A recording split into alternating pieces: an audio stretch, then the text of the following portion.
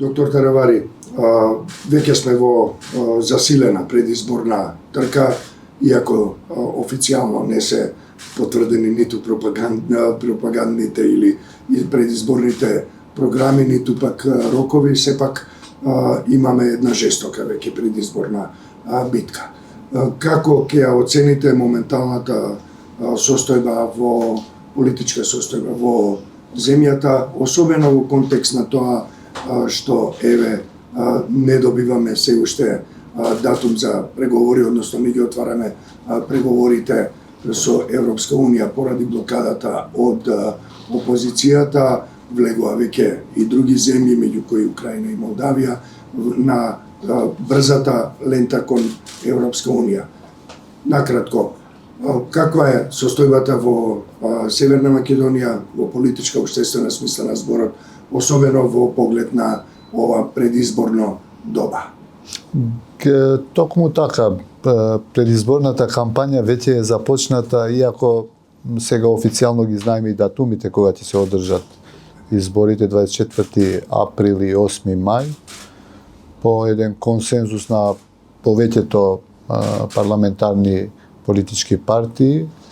Меѓутоа, состојбата во Македонија за жал е некако безнадежна и депресивна, посебно после ова што не се случија уставните промени во Македонија и одредени држави, Молдавија и Украина, нели ги започнуваат, за Албанија се уште не се знае точно, а за Македонија дефинитивно после изгледа шансите за да се случат уставните промени се мали до избори, а после избори ќе остане многу тешка задача, имајќи во предвид дека влада нема да имаме до крајот на мај, а во јуни веќе се парламентарните избори во Европската Унија, а потоа на есен веќе се претседателските избори во Соединетите Амерички држави, така да влегуваме во еден период кој што ви велам некако е безнадежна за нашата држава, меѓутоа тоа е тоа. Сите политички партии нормално веќе реков не дека сме влезени, туку сме во кампања и мислам дека ќе биде тежок период. Често спомнувам и го споредувам со 2008 година и тогаш имавме ваков предизвик како држава.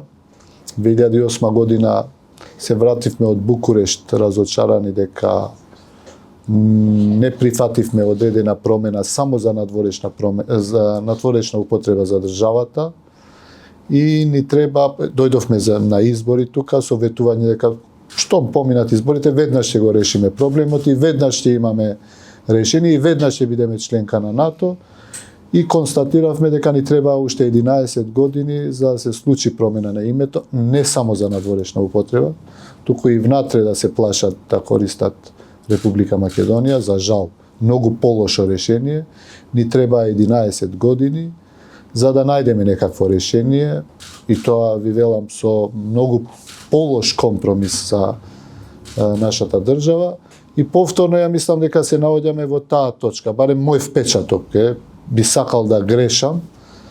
Меѓутоа и состојбите генерално во државата ја ги гледам поларизирани, дури можеби полошо отколку 2001 година. По наративот, кои се главните наративи? По наративот што го слушаме, ние сите секојдневно ги следиме случувањата што се случуваат, па и наративот што го користат политичките партии. Ја често бев критикуван и како националист за тоа што велам дека можеби ќе влеземе во подлабока криза како држава после ова што ни се случува со Европската Унија, односно после тоа што ние сами решивме да не го смениме уставот, односно да не ги започнеме преговорите, туку да бидеме Швајцарија, така велат одредени политичари сами, а ние дефинитивно немаме такви капацитети да бидеме како Швајцарија. И наративот кој што се користи, посебно од одредени македонски политички партии е разочарувачки. До сега јас сум многу горд што барем кај албанските партии не постои таков наратив. Меѓутоа нема никаква гаранција дека после 6 месеци, 1 година, 2 години оваа акција на ваков наратив нема да створи некаква реакција на поинаков наратив и да се отвараат теми кои што можеби ќе бидат тешки за разговор, меѓутоа не се табуни тие теми. Јас сум често го кажувал тоа како отвараме Пандорина кутија, влегуваме во се подлабока криза.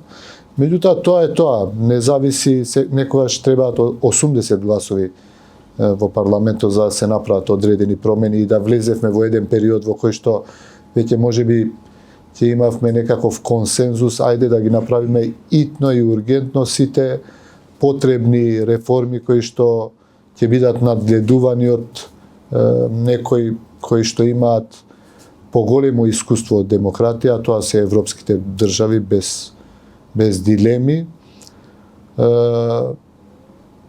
Да видиме, ја би сакал и би посакувал барем и после изборите да имаме било кој и како да излезат резултатите, да имаме влада која што ќе го продолжи одот кон Европската унија. Ние невозможен ако немаме уставни измени. Дефинитивно, уставните измени ни се услов ако некој не бара понатаму да има нов договор. Ако има нов договор, јас гарантирам дека ќе биде полош, затоа споредив со 2008 година. Имавме можност да бидеме Северна Македонија само за надвор, а сега сме Северна Македонија и внатре и надвор.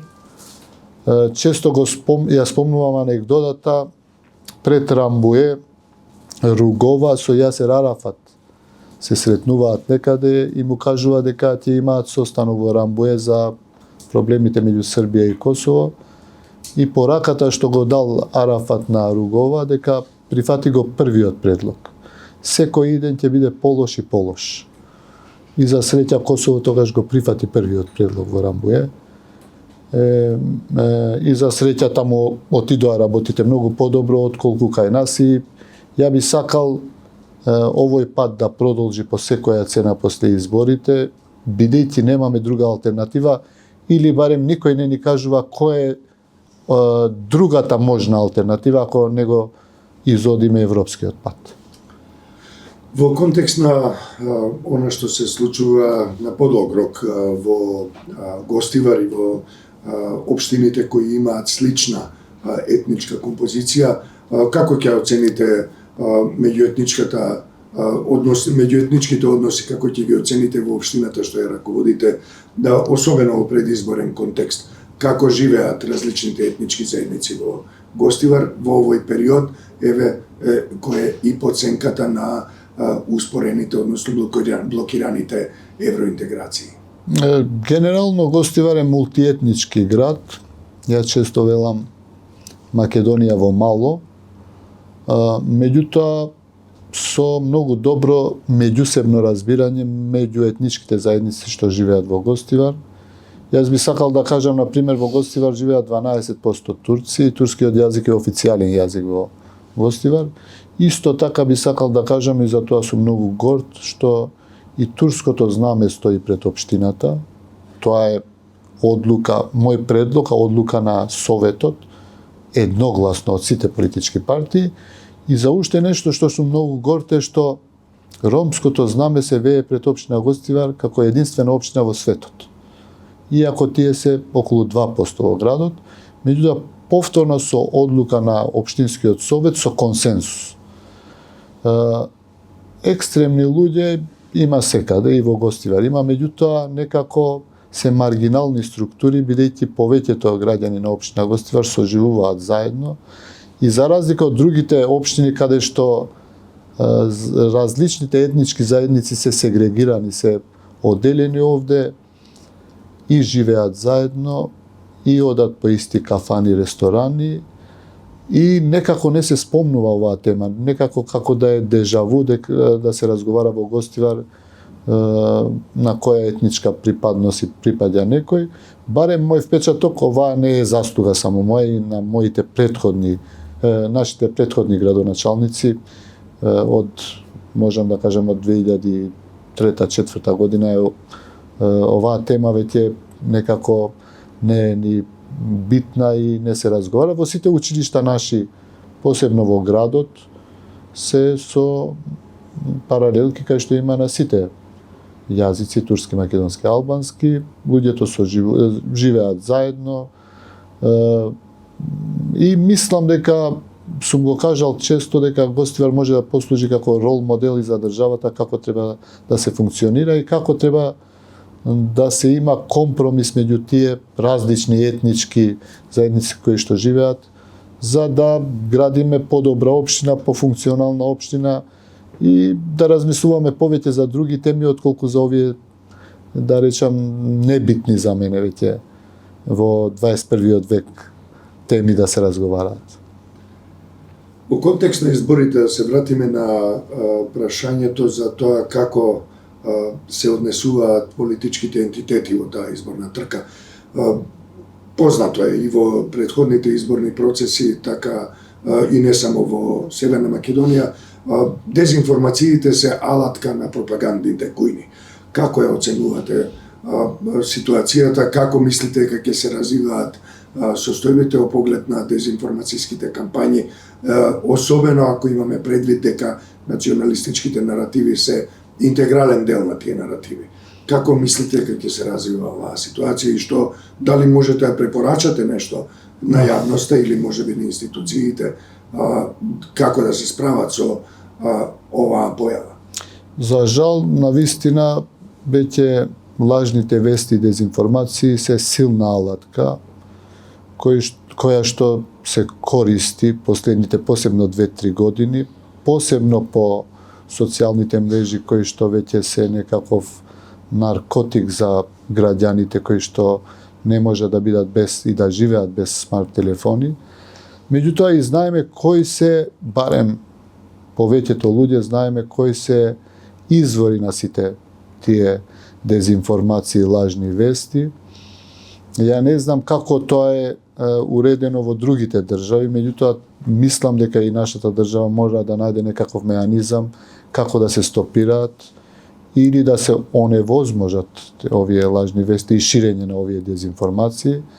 Знам дека кампањите се периодот кога највише се користат и ние сме поминале посебно од 2020 година парламентарни избори, 2021 локални и овие, да речам, блогови, потоа производство на лажни вести кои се шират екстремно, се злоупотребуваат од одредени цели.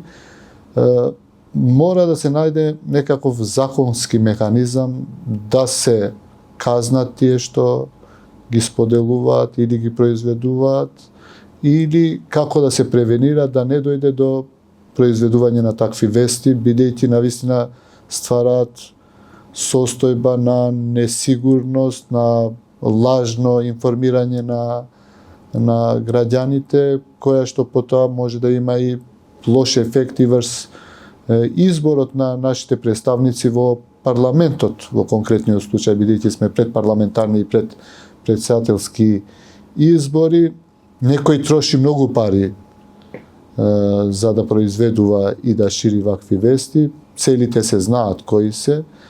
Ја не би сакал да помислам, иако сомнежи постојат кај сите нас, дека некој и од надвор ги нарачува и ги плаќа овие вести да се прошируваат и да се произведуваат.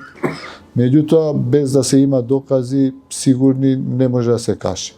Се надевам сите страни кои што ќе учествуваат на овие избори да бидат внимателни и што помалку да ја користат оваа алатка која што се злоупотребува на големо, за жал, последните години.